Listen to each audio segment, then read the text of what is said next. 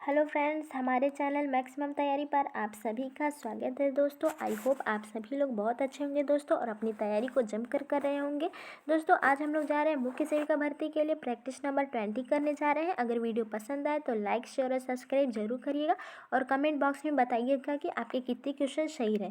तो चलिए दोस्तों, शुरू करते हैं। क्वेश्चन नंबर 51 है, जो कि पिछले वीडियो में हम लोगों ने 50 क्वेश्चन अटेम्प्ट किए थे, तो आज हम लोग उसके आगे के 50 क्वेश्चन अटेम्प्ट करें। तो चलिए शुरू करते हैं क्वेश्चन नंबर 51 से। जन्म के समय एक भारतीय बच्चे की औसत ऊंचाई होती है। ए है 40 सेंटीमीटर, बी है 45 सेंटीमीटर, सी है 50 सेंटीमीटर, डी है 55 सेंटीमीटर। तो भारतीय बच्चे की औसत ऊंचाई कितनी होती है दोस्तों? तो वो होती है 50 सेंटीमीटर। आंसर क्या हो जाएगा? सी, 50 सेंटीमीटर। आगे देखते हैं, क्वेश्चन नंबर 52 है। मछली को मस्तिष्क का भोजन कहा जाता है क्योंकि उच्च मात्रा में पाया जाता है। ए है तांबा या कॉपर एवं मैग्नीशियम, बी है मैग्नीशियम एवं फास्फोरस, सी है फास्फोरस एवं कैल्शियम, डी है कैल्शियम एवं कॉपर या तांबा। तो मछली के मस्तिष्क में का भोजन क्यों कहा जाता है दोस्तों? क्योंकि इसमें क्या उच्च मात्रा में पाई जाती है। तो आंसर हो जाएगा ए, तांबा या कॉपर या मैग्नीशियम जो है इसमें उच्च मात्रा में पाई जाती है। मछली में क्या है? तांबा, कॉपर एवं मैग्नीशियम जो है उच्च मात्रा में पाई जाती है। आगे देखते हैं, क्वेश्चन नंबर 53 है। क्वेश्चन नंबर 53 है दोस्तों। किसका उपयोग कर दूध से पनीर बनाया जा सकता है? ए है छेने द्वारा छोड़ा पानी, बी है रेनिन, सी है नींबू का रस, डी इनमें से सभी। तो किसका प्रयोग करके दूध से पनीर बनाया जा सकता है दोस्तों? तो आंसर क्या हो जाएगा? डी, इनमें से सभी हो जाएंगे। आंसर क्या हो जाएगा? डी, इनमें से सभी। आगे देखते हैं, क्वेश्चन नंबर 54 है। क्वेश्चन नंबर 54 देखते हैं। हरलॉक के अनुसार विकास का अर्थ है। ए है गुणात्मक परिवर्तन, बी है मात्रात्मक परिवर्तन, सी है गुणात्मक एवं मात्रात्मक दोनों परिवर्तन, डी है उपयुक्त में से कोई नहीं। तो हरलॉक के अनुसार विकास का अर्थ क्या होता है दोस्तों? तो गुणात्मक एवं मात्रात्मक दोनों परिवर्तन होते हैं। आंसर क्या हो जाएगा? सी, विकास जो है मात्रात्मक और गुणात्मक दोनों परिवर्तन होता है विकास में। और हरलॉक ने दोस्तों नियोनेट स्टेज को क्या कहा है? नियोनेट स्टेज को, तो इन्होंने नियोनेट स्टेज को कहा है जो है कितने समय तक माना है नियोनेट स्टेज को? तो वो जन्म से 2 सप्ताह तक को जो है नियोनेट स्टेज इन्होंने माना है। ठीक है, नवजात अवस्था। ठीक है, आगे देखते हैं, क्वेश्चन नंबर 55 है। क्वेश्चन नंबर 55 है दोस्तों। निम्नलिखित में से किस व्यक्ति ने पोलियो का टीका विकसित किया? ए है अल्फ्रेड बी नोबेल ने, बी है जोनास एडवर्ड साल्क ने, सी है मैरी क्यूरी ने, डी है लुइस पास्चर ने। तो पोलियो का टीका किसने विकसित किया था दोस्तों? तो आंसर क्या हो जाएगा? बी, जोनास एडवर्ड साल्क ने। आंसर क्या हो जाएगा? बी, जोनास एडवर्ड साल्क ने। आगे देखते हैं, क्वेश्चन नंबर 56 है। अंतर पीढ़ी संघर्ष के प्रभाव से उदीयमान प्रवृत्तियों में से कौन सी एक नहीं है? ए है विखंडित परिवारों की संख्या में वृद्धि, बी है पारिवारिक आदर्शों का टूटना, सी है संयुक्त परिवार की प्रथा में दृढ़ता, डी है प्रकार्यात्मक संयुक्तता, नौ स्थानीय आवास। तो अंतर पीढ़ी संघर्ष के प्रभाव से उदीयमान प्रवृत्तियों में कौन सा नहीं होता है, पाया जाता है दोस्तों? विखंडित परिवारों की संख्या में वृद्धि होती है, ये भी सही है। अंतर पीढ़ी संघर्ष के कारण पारिवारिक आदर्शों का टूटना, ये भी होता है। प्रकार्यात्मक संयुक्तता, 9 स्थानीय आवास भी बन जाते हैं। ठीक है दोस्तों, अंतर पीढ़ी संघर्ष का क्या आंसर इसमें जो है कौन सा इसमें नहीं होता? संयुक्त परिवार की प्रथा में दृढ़ता जो है ये नहीं पाई जाती है जब अंतर पीढ़ी संघर्ष होता है। तो आंसर क्या हो जाएगा? सी यहाँ पे आंसर होगा। ठीक है, आगे देखते हैं, क्वेश्चन नंबर 57 है। रक्त में यूरिक अम्ल की अधिकता का लक्षण है। ए है संधिशोथ, बी है गठिया, सी है आमवात, डी है आमवनिक हृदय। तो रक्त में यूरिक अम्ल की अधिकता का क्या लक्षण होता है दोस्तों? तो क्या अर्थराइटिस या बी गठिया, गठिया की जो है इसमें लक्षण होता है। ठीक है दोस्तों, गठिया का लक्षण देखने को मिलता है। आगे देखते हैं, क्वेश्चन नंबर 57 है। रक्त में यूरिक अम्ल की अधिकता का लक्षण है। ए है संधिशोथ, वही क्वेश्चन फिर से आ गया दोस्तों। आगे देखते हैं, क्वेश्चन नंबर 58 है। राइबोफ्लेविन क्या है? ए है एंटीबायोटिक, बी है रंजक पदार्थ, सी है विटामिन, डी है पौधा। तो राइबोफ्लेविन क्या है दोस्तों? तो आपको ये पता होगा ये किसका रासायनिक नाम है? तो विटामिन B2 का जो है ये रासायनिक नाम, विटामिन B2 का ये रासायनिक नाम क्या होता है? राइबोफ्लेविन होता है। तो आंसर ये क्या है? विटामिन है। क्या है? विटामिन। आंसर क्या हो जाएगा? सी हो जाएगा, विटामिन है। ठीक है दोस्तों, आगे देखते हैं, क्वेश्चन नंबर 59 है। क्वेश्चन नंबर 59 देखते हैं। अंडाशय में स्रावित होने वाला महिला हार्मोन है। ए है अन्य सभी विकल्प, बी है FSH, सी है एस्ट्रोजन, डी है LH। तो अंडाशय में स्रावित होने वाला महिला हार्मोन कौन सा है दोस्तों? तो आंसर क्या हो जाएगा? सी, एस्ट्रोजन और प्रोजेस्टेरॉन होते हैं। ठीक है, एस्ट्रोजन और प्रोजेस्टेरॉन जो है अंडाशय में स्रावित होने वाला महिला हार्मोन होता है। ये कहाँ से निकलते हैं? तो अंडाशय में जो दोस्तों है थीका एंटेना कोशिकाओं से ये एस्ट्रोजन जो है स्रावित होता है। कब से कब तक होता है? तो रजोनिवृत्ति तक जो ये थीका एंटेना कोशिकाओं से जो है स्रावित होता है। कौन से हार्मोन? एस्ट्रोजन और प्रोजेस्टेरॉन। अंडाशय क्या होता है दोस्तों? अंडाशय जो है ये जो है पेल्विक कैविटी जो है श्रोणि गुहा के जो है दोनों तरफ जो है स्थित होते हैं। ठीक है दोस्तों, ये अंडाशय ओवरीज जो है दोनों तरफ स्थित होते हैं। इसका जो बाह्य भाग होता है ये कॉर्टेक्स का बना होता है दोस्तों। बाह्य भाग जो होता है कॉर्टेक्स कहलाता है। और ये कॉर्टेक्स के ऊपर जो होता है ऊपरी आवरण जो है जेनेटिक एपिथेलियम का आवरण होता है। इसके ऊपर जो है जेनेटिक एपिथेलियम का आवरण होता है ओवरीज के। ठीक है, और इसका कार्य क्या होता है दोस्तों? तो ओवरीज का कार्य क्या होता है? तो पीरियड को जो है नियमित करना, पीरियड्स पे नियंत्रण करना होता है, एक कार्य ये होता है। और जो है एग रिलीज करना होता है। और एक कार्य क्या होता है? एस्ट्रोजन और प्रोजेस्टेरॉन जो है प्रजनन हार्मोन को जो है स्रावित करना होता है। ठीक है, ये इसके अंडाशय ओवरीज के कार्य होते हैं। ठीक है दोस्तों, आगे देखते हैं। क्वेश्चन नंबर 60 है। क्वेश्चन नंबर 60 है, ऑलिगोहाइड्रोमिनियोस एक ऐसी स्थिति है जहां टर्म के निकट एमनियोटिक तरल की मात्रा से भी कम होती है। ए है 100 ml, बी है 300 ml, सी है 500 ml, डी है 800 ml। तो ऑलिगोहाइड्रोमिनियोस कैसी एक स्थिति है जिसमें टर्म के निकट जो है एमनियोटिक तरल की मात्रा कितनी हो जाती है? कितने कम? तो 100 ml जो है कम हो जाती है। ठीक है दोस्तों, आंसर क्या हो जाएगा? 100 ml जो है कम हो जाती है ओलिडोहाइड्रोमिनियास की स्थिति में। ये ओलिडोहाइड्रोमिनियास की कौन सी स्थिति होती है? जब गर्भावस्था के दौरान जो है एमनियोटिक जो द्रव होता है वो उसका स्तर क्या निम्न हो जाता है। ये इसी को क्या संदर्भित करता है? इसी स्थिति को, जब गर्भावस्था में एमनियोटिक जो द्रव होता है उसकी निम्न स्थिति को ये ओलिडोहाइड्रोमिनियास जो है संदर्भित करता है। ठीक है दोस्तों, और ये जो एमनियोटिक द्रव होता है ये जो है कब से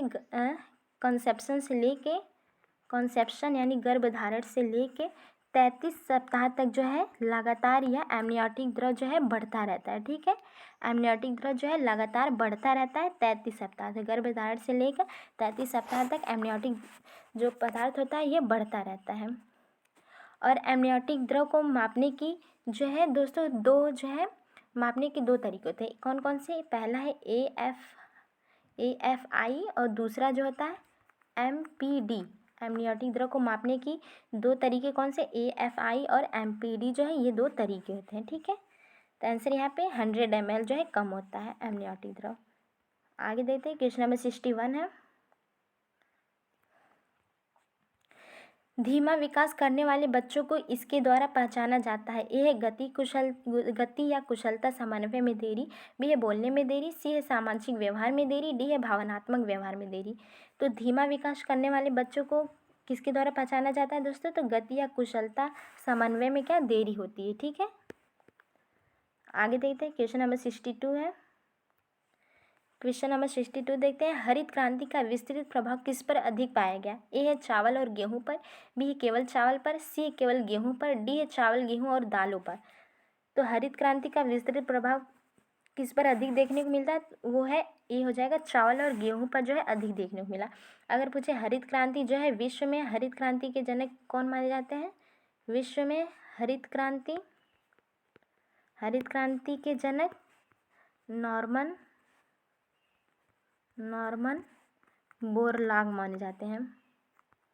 नॉर्मन बोरलॉग माने जाते हैं। और भारत में हरित क्रांति के जनक MS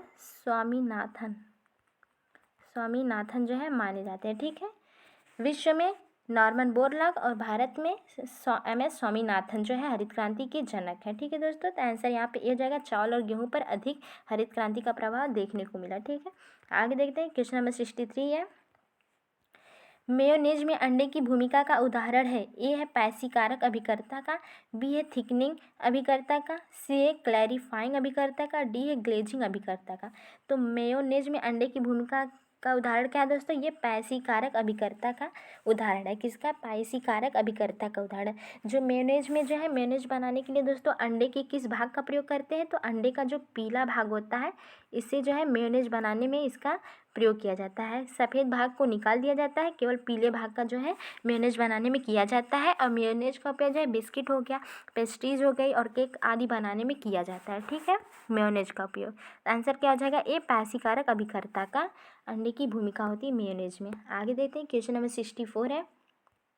केसरी दाल को मिलावटी तत्व के रूप में मिलाया जाता है। ए है अरहर दाल में, बी है मैदा में, सी है दलिया में, डी है मूंगफली में। केसरी दाल की मिलावट किस में की जाती है दोस्तों? तो अरहर की दाल में। आंसर क्या हो जाएगा? ए, अरहर की दाल में किया जाता है। अगर केसरी दाल का उपयोग अत्यधिक कर दिया जाता है तो अत्यधिक करने पर लैथीरिज्म नामक क्या होती है? लैथीरिज्म नामक जो है बीमारी हो जाती है, जो कि शारीरिक लकवा के लिए उत्तरदायी होता है। ठीक है दोस्तों, आगे देखते हैं, क्वेश्चन नंबर 65 है। क्वेश्चन नंबर 65 देखते हैं। बोतलों द्वारा फलों के संरक्षण के लिए आवश्यक नहीं है। ए है फलों की बोतलों को पर्याप्त रूप से गर्म करना, बी है इनमें निहित वायु को बाहर निकालकर सील बंद करना, सी है उसे धीरे धीरे पकाना, डी है उसमें सांद्र गंधक का अम्ल मिलाना। तो बोतलों के द्वारा फलों को संरक्षण के लिए क्या आवश्यक नहीं है दोस्तों? तो आंसर क्या हो जाएगा? डी, इसमें जो है सांद्र गंधक का अम्ल मिलाना, ये जो है सही नहीं है, आवश्यक नहीं होता है। सांद्र गंधक का अम्ल मिलाना आवश्यक नहीं है, बल्कि क्या क्या आवश्यक है? फलों की बोतलों को पर्याप्त रूप से गर्म करना आवश्यक है और निहित वायु को इसमें जो है बंद निकाल कर जो है सील को बंद करना और उसे धीरे धीरे पकाना जो है आवश्यक है। कौन सा इसमें जो है नहीं है? तो डी जो है नहीं है। ठीक है, आगे देखते हैं, क्वेश्चन नंबर 66 है। क्वेश्चन नंबर 66 है। सिरका किसका जलीय विलयन है? ए है ऑक्सीजन अम्ल का, बी है नींबू का अम्ल, सी एसिटिक अम्ल, डी है हाइड्रोक्लोरिक अम्ल। तो सिरका किसका जलीय विलयन होता है? आंसर क्या हो जाएगा? सी, एसिटिक अम्ल का जो है जलीय विलयन होता है। आगे देखते हैं, क्वेश्चन नंबर 67 है। 67 है। एनुरेसिस व्यवहार में कौन सी समस्या होती है? ए है नींद में चलना, बी है चोरी करना, सी अंगूठा चूसना, डी है बिस्तर गीला करना।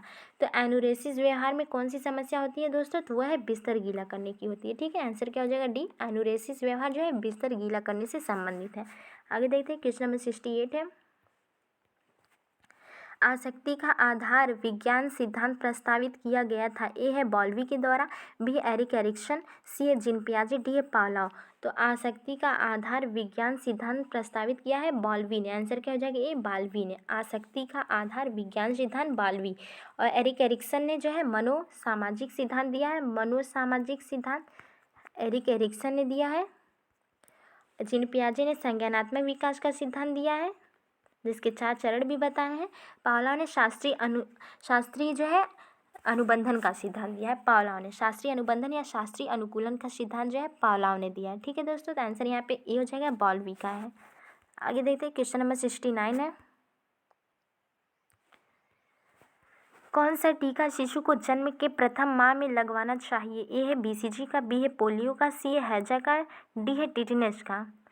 तो कौन सा शिशु को जन्म के प्रथम माह में लगवाना चाहिए? तो आंसर क्या हो जाएगा? ए, BCG का टीका। आंसर क्या हो जाएगा? ए, BCG का टीका है, बैसिलस कॉलमेट-ग्यूरेन का। और जो है इसकी कितनी जो है कब तक इसको लगाया जा सकता है? अधिकतम 1 वर्ष तक इसको लगाया जा सकता है। अगर 1 मंथ से पहले इसको लगाते हैं तो 1 मंथ एगो अगर लगाते हैं इसे 1 मंथ एगो तो पहले लगाते हैं तो कितना डोज? 0.05 ml लगाते हैं। और अगर 1 मंथ जो है बाद लगाते हैं तो 1 मंथ आफ्टर 1 मंथ दोस्तों तो 0.1 ml लगाया जाता है। ठीक है, और इसे किस मार्क से लगाया जाता है? तो इंट्राडर्मल मार्क से इसे BCG का टीका लगाया जाता है। ID जो है इंट्राडर्मल मार्क से इसे लगाया जाता है। ठीक है, आगे देखते हैं, क्वेश्चन नंबर 70 है। ORS का पूरा नाम है? ए है ओरल रिवोल्यूशन सॉल्ट, बी है ओरल रिहाइड्रेशन सॉल्ट, सी है ओरल रिजेक्शन सॉल्ट, डी है ओरल रिटेड सॉल्ट। तो आंसर ORS का पूरा नाम क्या होता है दोस्तों? तो ओरल रिहाइड्रेशन सॉल्ट इसका पूरा नाम होता है। आंसर क्या हो जाएगा? बी, ओरल रिहाइड्रेशन सॉल्ट इसका पूरा नाम है। आगे देखते हैं, क्वेश्चन नंबर 71 है। क्वेश्चन नंबर 71 है दोस्तों। राष्ट्रीय महिला कोष की स्थापना कब की गई थी? ए है 1987 में, बी है 1989 में, सी है 1991 में, डी है 1993 में। तो राष्ट्रीय महिला कोष की स्थापना कब की गई थी दोस्तों? तो 1993 में, आंसर क्या हो जाएगा डी, 1993 में राष्ट्रीय महिला कोष की स्थापना की गई थी। अगर पूछे जाए कि राष्ट्रीय महिला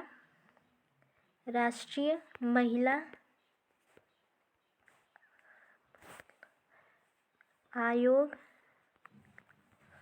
एक्ट कब आया था, तो वो 1990 में आया था। अगर पूछे राष्ट्रीय महिला आयोग की स्थापना कब की गई थी, राष्ट्रीय महिला आयोग की स्थापना तो 1992 में जो है 31 जनवरी 1992 में जो है राष्ट्रीय महिला आयोग की स्थापना की गई थी। 31 जनवरी 1992 में राष्ट्रीय महिला आयोग की स्थापना की गई थी। ठीक है दोस्तों, साथ में इसे भी याद रखिएगा आप लोग। तो राष्ट्रीय महिला कोष की स्थापना 1993 में की गई थी। आगे देखते हैं, क्वेश्चन नंबर 72 है। क्वेश्चन नंबर 72 है, विशिष्ट उम्र में कौशल और बर्ताव का पैटर्न जो हम अपेक्षा करते हैं उसे कहते हैं कार्य। ए है नारी सुलभ, बी है पुरुष सुलभ, सी है विकासात्मक और डी है श्रेणी। तो विशिष्ट उम्र में जो कौशल और बर्ताव का पैटर्न हम अपेक्षा करते हैं उसे क्या कहते हैं, विकासात्मक कार्य कहते हैं। क्या हो जाएगा, विकासात्मक कार्य। आंसर सी हो जाएगा, विकासात्मक कार्य। अगर पूछे और विकासात्मक कार्य की अवधारणा किसने दी, तो हैविंग हर्स्ट ने। आंसर क्या हो जाएगा यहाँ पे, हैविंग हर्स्ट ने जो है विकासात्मक कार्य का सिद्धांत दिया, हैविंग हर्स्ट ने। ठीक है दोस्तों, आगे देखते हैं, क्वेश्चन नंबर 73 है।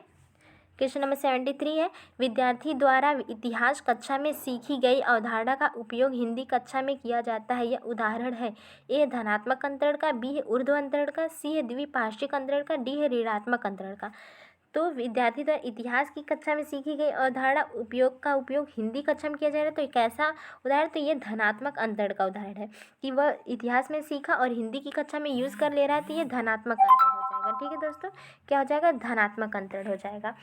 और जो है ऊर्ध्व अंतरण क्या होता है कि बालक जो है कोई चीज़ सीखा है और उससे ऊपर की चीज़ में उसका प्रयोग कर सका है। जैसे बाइक सीखा है, बाइक सीखने से वो कार चलाना सीख गया, तो क्या हो जाएगा, यह ऊर्ध्व अंतरण हो जाएगा। ठीक है। द्विपार्श्विक अंतरण क्या होता है, एक भाग में सीखी हुई चीज़ दूसरे भाग में जो है सेम टू सेम जो है उपयोग में लाई जा सकती है, तो ये द्विपार्श्विक अंतरण है। जैसे शरीर के एक पार्ट में उसने फेफड़े के बारे में सीखा, तो इसका जो है पूरा प्रयोग वो दूसरे भाग में कर सकता है, तो ये जो है द्विपार्श्विक अंतरण हो जाएगा। ठीक है, सेम टू सेम ऐसा ही है।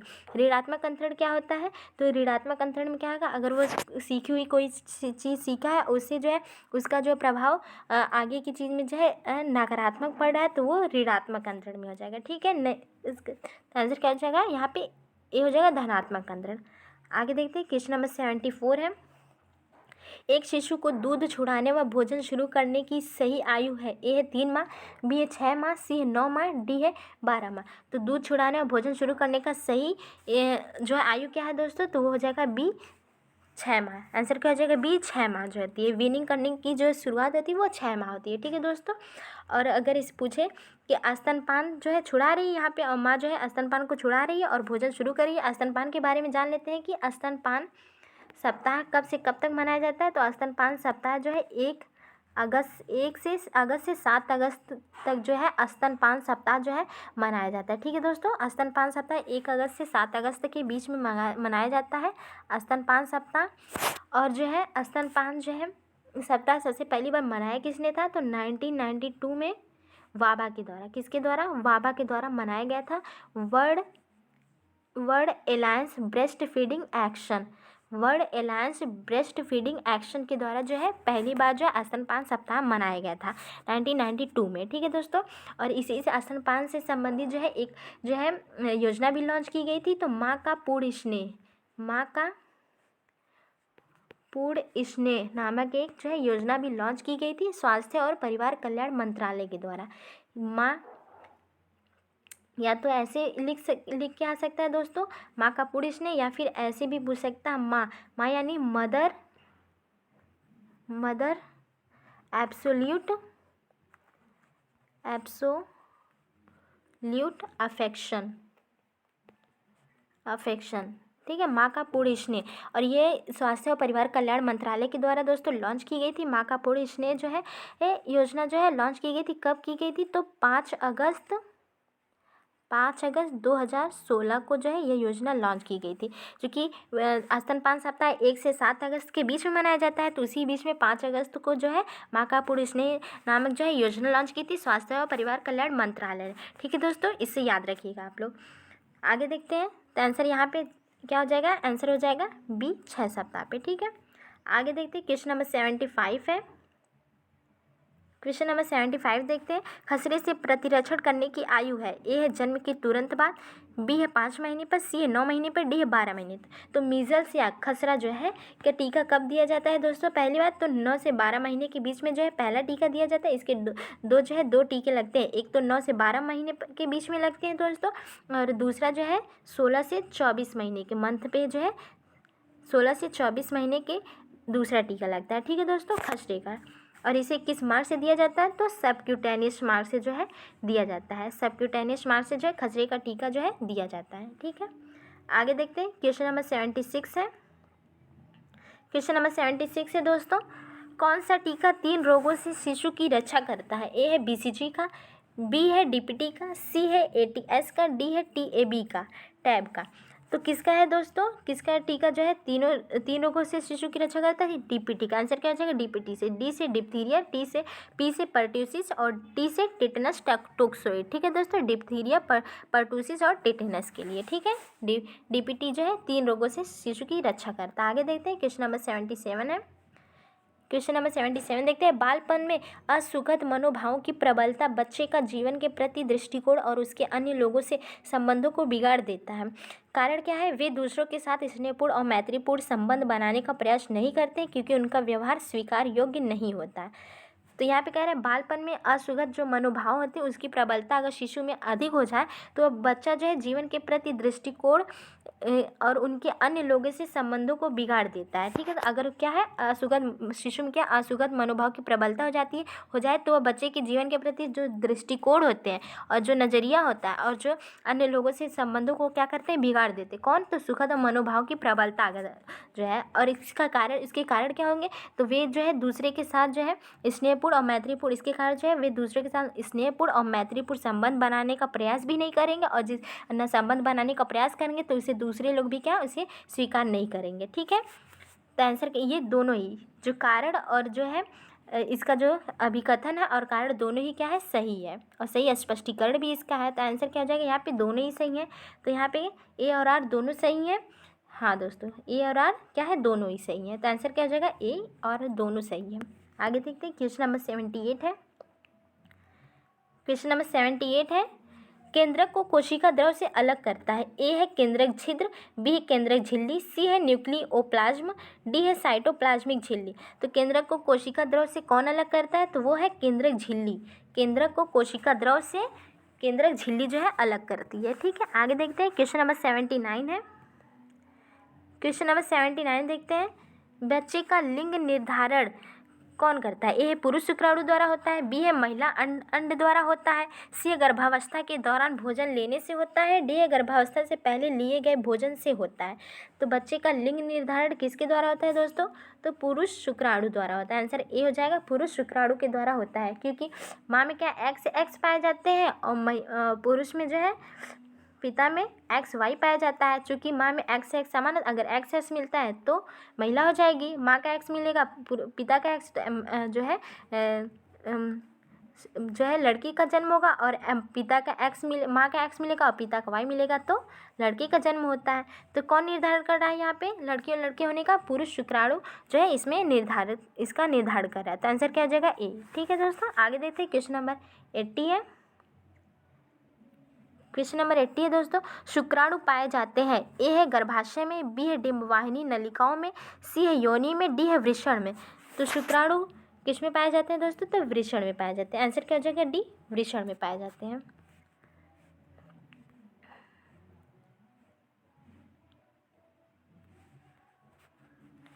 कौन सा भोजन या भोजनों का संयोजन अच्छी गुणवत्ता का प्रोटीन उपलब्ध कराता है? ए है कच्ची मछली और मांस का टिक्का, बी है अंडे, सी है दालें और भूरा चावल। आंसर डी हो जाए, डी है उक्त सभी। तो कौन सा जो है संयोजन अच्छी गुणवत्ता का प्रोटीन उपलब्ध कराता है? वैसे तो आंसर क्या हो जाएंगे, सभी होंगे, उक्त सभी है, लेकिन यहाँ पे कह रहे हैं दोस्तों अच्छी गुणवत्ता का। इसमें जो है इन सभी में भी कौन सा अच्छा है? तो दालें और भूरा चावल जो है यहाँ पे अच्छी प्रोटीन उपलब्ध कराते हैं। ठीक है दोस्तों, आगे देखते हैं। क्वेश्चन नंबर 82 है, ऊर्जा का मूल स्रोत है। ए है सौर ऊर्जा, बी है कोयला, सी है गोबर गैस, डी है पेट्रोल। तो ऊर्जा का मूल स्रोत क्या है दोस्तों? सौर ऊर्जा होता है। आंसर क्या हो जाएगा? ए सौर ऊर्जा होता है। आगे देखते हैं। क्वेश्चन नंबर 83 है, क्वेश्चन नंबर 83 देखते हैं।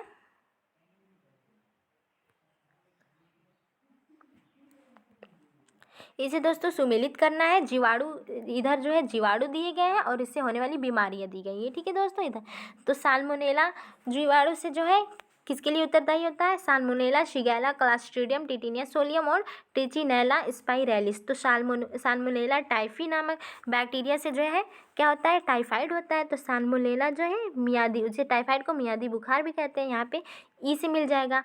और शिगेला किसके लिए होता है दोस्तों? तो पेचिस के लिए उत्तरदायी है। शिगेला बैक्टीरिया किसके लिए? पेचिस के लिए है, तो यहाँ पे एफ से मिलेगा। क्लॉस्ट्रीडियस जो है किसके लिए? तो उल्टी व दस्त के लिए होगा दोस्तों। टीनिया सोलियम जो है किसके लिए? तो दिमाग में सिस्ट के लिए जो है ये उत्तरदायी है, टीनिया सोलियम। और ट्रिचिनेला स्पाइरेलिस जो है किसके लिए? तो स्नायु तंत्र से जो है संबंधित है। तो पहले का जो है, पहले का क्या है?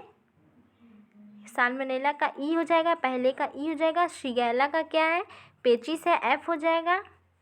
और क्लॉस्ट्रीडियस उल्टी व दस्त है, ए है। टीनिया सोलियम का दिमाग में सिस्ट, बी है। और ट्रिचिनेला स्पाइरेलिस का स्नायु तंत्र पर प्रभाव पड़ता है, तो डी हो जाएगा। तो क्या? E F A B D, E F A B D, E F A B D. तो आंसर क्या हो जाएगा? यहाँ पे ए ही जो है दोस्तों पहला आंसर मिला, E F A B D. तो यहाँ पे ए जो है आंसर हो जाएगा। आंसर क्या हो जाएगा? ए हो जाएगा।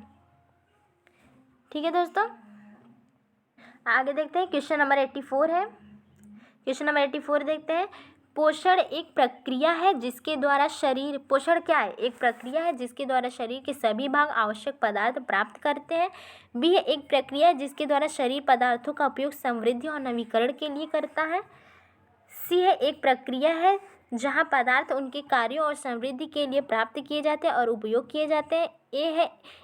डी है एक प्रक्रिया जिसमें शरीर के सभी भाग सभी जैव कार्यों के लिए पदार्थ प्राप्त करता है और उनका उपयोग करता है। तो सबसे सटीक आंसर क्या इसमें मिल रहा है दोस्तों? तो डी जो है सबसे सटीक आंसर यहाँ पे मिल रहा है कि एक प्रक्रिया है पोषण जिसमें शरीर के सभी भाग क्या करते हैं? जैव कार्यों के लिए पदार्थ प्राप्त करते हैं और उनका उपयोग करते हैं। ठीक है, आगे देखते हैं। क्वेश्चन नंबर 85 है,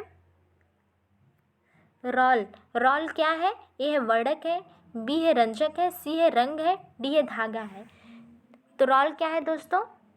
रॉल क्या होता है?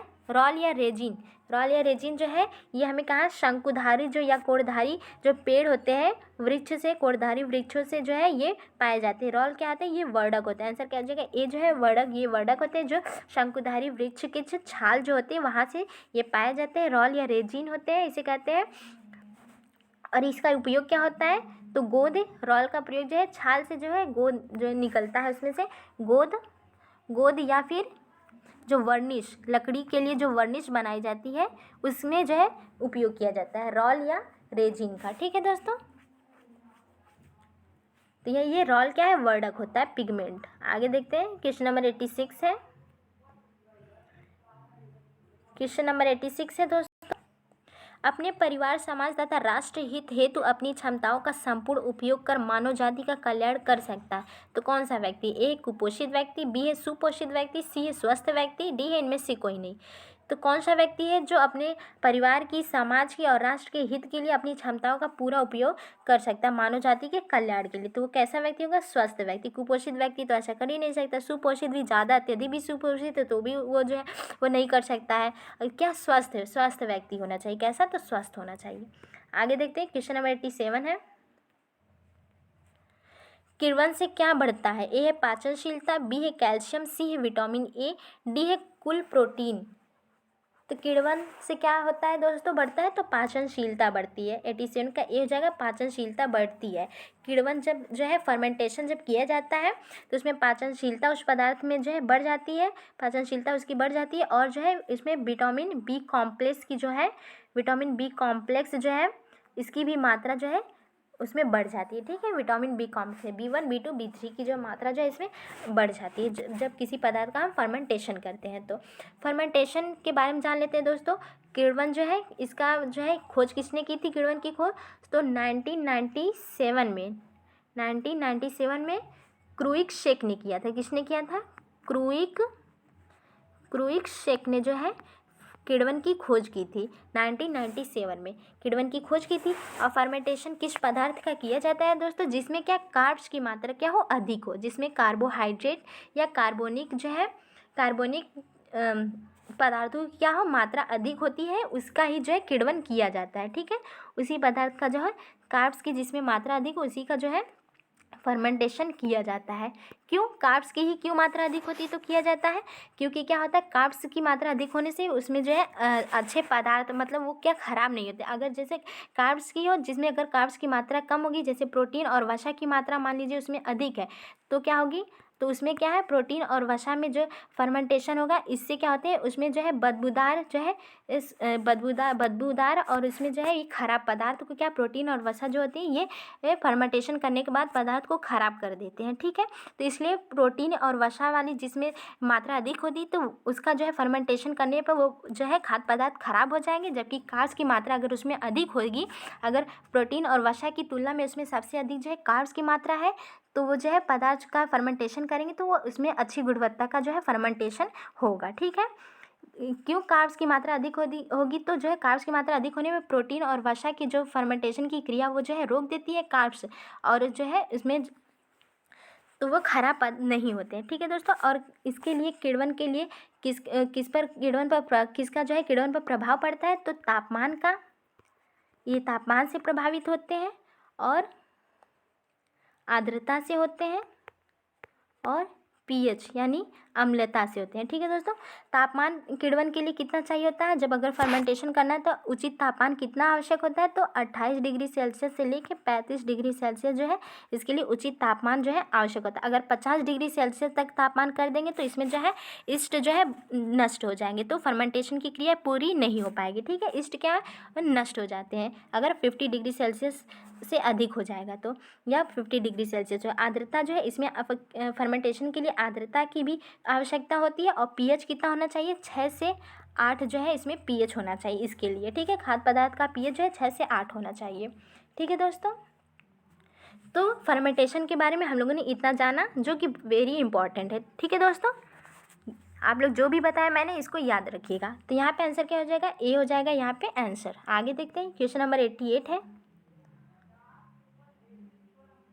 क्वेश्चन नंबर 88 देखते हैं, कौन सी विधि गंदे पानी के निस्तारण से संबंधित नहीं है। ए है तनुकरण, बी है गड्ढे में भरना, सी है रासायनिक उपचार, डी है जैविक उपचार। तो कौन सी विधि गंदे पानी के निस्तारण से संबंधित नहीं है, तो तनुकरण उसको करेंगे तो भी उससे साफ किया जाए, रासायनिक उपचार के द्वारा किया जाए, जैविक उपचार के द्वारा, लेकिन गड्ढे में भरेंगे तो क्या है, उस गंदे पानी का निस्तारण नहीं होगा। ठीक है दोस्तों, आंसर क्या आ जाएगा, यहाँ पे बी हो जाएगा।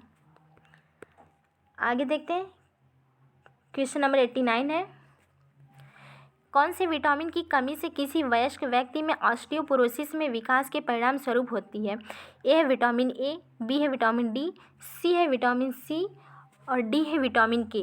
तो किस विटामिन की कमी से वयस्कों में क्या ऑस्टियोपोरोसिस के विकास के परिणाम स्वरूप होता है, तो वो हो जाता है बी, विटामिन डी जो है ये जो है इसके कारण ऑस्टियोपोरोसिस होता है। वैसे वयस्कों में जो है वृद्धों में होता है। ठीक है दोस्तों, वृद्धों में ऑस्टियोपोरोसिस होता है, ऑस्टियोमलेशिया होता है वयस्कों में। ठीक है, यहाँ पे आंसर क्या हो जाएगा, डी हो जाएगा। इसके डी का रासायनिक नाम क्या है, कैल्सीफेरॉल होता है। कैल्सीफेरॉल जो है विटामिन डी का जो है रासायनिक नाम होता है। बच्चों में इसकी कमी से क्या होता है, रिकेट्स नामक बीमारी होती है। विटामिन ए का रासायनिक नाम क्या होता है, रेटिनॉल होता है, और इससे भी जो है कई प्रकार की बीमारियाँ होती है दोस्तों। इसकी कमी से, विटामिन ए की कमी से कौन कौन सी होती है, तो ऐसे ही देख लीजिए आप लोग कौन कौन सी होती है। तो एक रतौंधी होती है, रतौंधी होती है, रतौंधी, जेरोसिस कंजक्टाइवा, जेरोसिस कंजक्टाइवा होता है, जेरोसिस कार्निया होती है, बीटॉट स्पॉट होता है, और केरेटोमलेशिया होता है। ठीक है दोस्तों, ये विटामिन ए की कमी से होता है। विटामिन सी का रासायनिक नाम क्या है? विटामिन सी का रासायनिक नाम एस्कॉर्बिक एसिड होता है। एस्कॉर्बिक एसिड होता है और इसकी कमी से क्या मसूड़े से खून आने लगते हैं। ठीक है दोस्तों, विटामिन के जो है, विटामिन के का क्या है रासायनिक नाम? तो नेफ्थोक्विनोन होता है विटामिन के का रासायनिक नाम। और इससे क्या खून, इसकी कमी से रक्त के थक्के नहीं जमते हैं। ठीक है दोस्तों, तो आंसर यहाँ पे डी है। आगे देखते हैं, क्वेश्चन नंबर 90 है। क्वेश्चन नंबर 90 है व्यंजन। यहाँ पे क्या है दोस्तों? व्यंजन लिखा है। व्यंजन सूची का उपयोग कहाँ कहाँ होता है? ए है रेल खान पान व्यवस्था में, बी है मध्याह्न भोजन में, सी है महाविद्यालय छात्रावास में, डी है ऑफिस कैंटीन में। तो व्यंजन सूची का उपयोग कहाँ होता है दोस्तों? तो वो महाविद्यालय छात्रावास में होता है। आंसर क्या हो जाएगा? सी, महाविद्यालय छात्रावास में होता है। आगे देखते हैं, क्वेश्चन नंबर 91 है। को खाने के कब्ज नहीं होता है। किसको खाने से जो है कब्ज नहीं होता है? ए है अस्वास्थ्यकर जंक खाद्य को, बी है तले खाद्य को, सी है रफेज या रेशे, डी है परिष्कृत अनाज को। तो किसको खाने से कब्ज नहीं होता है? तो रफेज या रेशेदार जो खाद्य पदार्थ होते हैं उनके खाने से जो है कब्ज नहीं होता है, बल्कि क्या पाचनशीलता जो है बढ़ती है। आगे देखते हैं, क्वेश्चन नंबर 92 है। रोगी के लिए आहार आयोजित करते समय निम्न में से किस पर ध्यान दिया जाता है? ए है रोग का कारण जानना, बी है आहार की प्रकृति, सी है रोगी की भोजन संबंधी आदतें, डी है इनमें से सभी। तो सही बात है, रोगी के लिए आहार आयोजित करते समय हमें रोगी के रोग का कारण भी जानना पड़ेगा, फिर उसके आहार की प्रकृति कैसी है और रोगी की भोजन संबंधी आदतें क्या, और इन सभी का जो है हमें ये सभी जानने जरूरी है। आंसर क्या हो जाएगा? डी, ये सभी। ठीक है, आंसर डी हो जाएगा, सभी। आगे देखते हैं, क्वेश्चन नंबर 93 है। एक शिशु लगभग इस उम्र में कूइंग करने लगता है। ए है जन्म पर, बी है 2 माह पर, सी है 6 माह पर, डी है 12 माह पर। तो आंसर क्या हो जाएगा? कूइंग कब करने लगता है दोस्तों? तो बी हो जाएगा, 2 माह पर जो है शिशु कूइंग करने शुरू कर देता है। आगे देखते हैं, क्वेश्चन नंबर 94 है। सेशन को दोस्तों लाइक और अगर नए हैं तो सब्सक्राइब जरूर कर दीजिएगा। क्वेश्चन नंबर 94 है। व्यक्तिगत परीक्षण का प्रकार है। ए है आर्मी अल्फा परीक्षण, बी है क्यूलमैन एंडरसन बुद्धि परीक्षण, सी है आर्मी बीटा परीक्षण, डी है वैशलर वैल्यू परीक्षण। तो व्यक्तिगत परीक्षण का प्रकार इसमें से कौन सा है दोस्तों? तो वो है वैशलर वैल्यू परीक्षण। जो ये व्यक्तिगत परीक्षण का प्रचार है, जबकि आर्मी और आर्मी अल्फा आर्मी बीटा जो है ये समूह परीक्षण के बुद्धि परीक्षण के प्रकार है। समूह बुद्धि परीक्षण के प्रकार आर्मी अल्फा और आर्मी बीटा, जबकि वैशलर वैल्यू परीक्षण जो व्यक्तिगत है। आगे देखते हैं, क्वेश्चन नंबर 95 है। क्वेश्चन नंबर 95 है। परोसने की विधि जहाँ खाने या खाद्य पदार्थ को सजा कर रख दिया जाता है और मेहमानों को अपने आप उठाना होता है, उसे कहा जाता है? क्या कहते हैं दोस्तों? उसे बैकवेट कहते हैं या बफे कहते हैं, सी है काउंटर पर जाकर लेना, डी है जलपान गृह सेवा। तो परोसने की विधि में जहाँ जो है खाद्य पदार्थ वैसे ही सजा के रख दिए जाते हैं और मेहमानों को खुद से ही लेना रहता है, तो उसे बफे कहते हैं ना। शादी में जाते होंगे अब लोग जो है बफर लगाते हैं, बफर सिस्टम है, तो वही चीज़ है, खड़े होकर के लोग क्या खाते हैं, तो वही है यहाँ पे कह रहे हैं, तो उसे बफे कहते हैं। आगे देखते हैं, क्वेश्चन नंबर 96 है। बहुराष्ट्रीय निगमों तथा संचार क्रांति के आने के बाद भारत में निम्न में से किस प्रकार के परिवार विकसित हुए? ए है विस्तृत परिवार, बी है एकल परिवार, सी है संयुक्त परिवार, डी है बहुनगरीय परिवार। तो बहुराष्ट्रीय निगमों या संचार क्रांति के आने के बाद भारत में किस प्रकार के परिवार विकसित? तो एकल परिवार। आंसर क्या हो जाएगा? बी, एकल परिवार जो है विकसित हुए हैं। ठीक है दोस्तों, आगे देखते हैं, क्वेश्चन नंबर 97 है। क्वेश्चन नंबर 97 है। प्रभावी संचार के लिए किस सिद्धांत का पालन करना चाहिए? ए है विचारों की स्पष्टता का सिद्धांत, बी है उचित समय का सिद्धांत, सी है प्रतिक्रिया का सिद्धांत, डी उपयुक्त सभी। तो प्रभावी संचार के लिए दोस्तों विचारों की स्पष्टता का सिद्धांत, भी ये होता है उचित समय का सिद्धांत, सी है प्रतिक्रिया का सिद्धांत, डी उपयुक्त सभी। आंसर क्या हो जाएगा? डी, ऑल ऑफ एबव यहाँ पे सही है आंसर। आगे देखते हैं, क्वेश्चन नंबर 98 है। परामर्श की सफलता के लिए आवश्यक कौशल है। ए है योग्यता, बी है निपुणता, सी है धैर्य व संवेगों पर नियंत्रण, डी उपयुक्त सभी। तो परामर्श की सफलता के लिए दोस्तों योग्यता भी होनी चाहिए, निपुणता भी होनी चाहिए, उसमें धैर्य और संवेग पर नियंत्रण भी होना चाहिए। तो यहाँ पे ऑल ऑफ एबव, यहाँ पे डी सभी हो गया, उपयुक्त सभी यहाँ पे सभी है। ठीक है दोस्तों, आगे देखते हैं, क्वेश्चन नंबर 99 है। यूनिसेफ का मुख्यालय स्थित है? ए है न्यूयॉर्क सिटी में, बी है पेरिस में, सी है स्टॉकहोम में, डी है जेनेवा में। तो यूनिसेफ का मुख्यालय कहाँ पर है दोस्तों? तो वो न्यूयॉर्क सिटी में। आंसर क्या हो जाएगा? ए न्यूयॉर्क सिटी में है यूनिसेफ का। और इसकी स्थापना कब हुई थी? तो 11 दिसंबर 1946 में जो है यूनिसेफ की स्थापना हुई थी। यूनिसेफ का फुल फॉर्म क्या होता है? यूनिसेफ का फुल फॉर्म क्या होना था? United Nations International Children's Emergency Fund जो है यूनिसेफ का जो है फुल फॉर्म होता है। ठीक है दोस्तों। और जो है बस इतना ही दोस्तों। ए है न्यूयॉर्क सिटी। आंसर क्या हो जाएगा? ए न्यूयॉर्क सिटी जो इसका हेडक्वार्टर है। आगे देखते हैं। क्वेश्चन नंबर 100 है। क्वेश्चन नंबर 100 है दोस्तों। संयुक्त राष्ट्र जनसंख्या कोष द्वारा जारी आंकड़ों के अनुसार पुरुष एवं महिला जीवन प्रत्याशा कितनी है? ए है 71, 76, बी है 73, 78, सी है 72, 75, डी है 74, 79। तो कितना है दोस्तों? आंकड़ों के अनुसार पुरुष एवं महिला का जीवन प्रत्याशा कितनी है? UNFPA के आंकड़ों के अनुसार, UNFPA के आंकड़ों के अनुसार कितनी है? तो वो है 71 और 76। पुरुष की जीवन प्रत्याशा 71 है और महिला की जो है 76 है। ठीक है दोस्तों। UNFPA के बारे में जान लेते हैं। इसकी स्थापना कब हुई थी UNFPA की?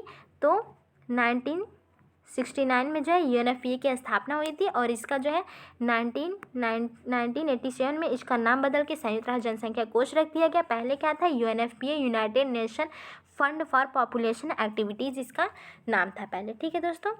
तो आज के लिए दोस्तों बस इतना ही। अगर वीडियो पसंद आए तो लाइक शेयर और सब्सक्राइब जरूर करिएगा और कमेंट बॉक्स में बताइएगा कि आपके कितने क्वेश्चन सही रहे। आई होप वीडियो सभी को पसंद आया होगा। तो चलिए दोस्तों आज के लिए बस इतना ही। धन्यवाद।